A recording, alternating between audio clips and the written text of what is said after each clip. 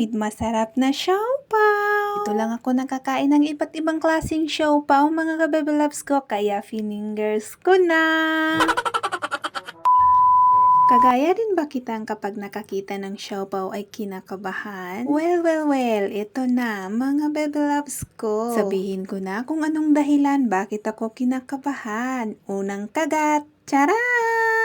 Kalamay-hati ang laman. Gusto mo? Alam nyo ba, dito sa Hong Kong, isang siopaw lang sa pananghalian ay solve na yung mga amo. Kung hindi mo kaya, nako, bumili ka ng sarili mong bigas. Dahil dito sa Hong Kong, nako, grabe. Be, anong ginagawa mo? Sabi nila noon sa akin, mga bebe loves ko, na ang siopaw daw ay gawa sa meow meow. Haya!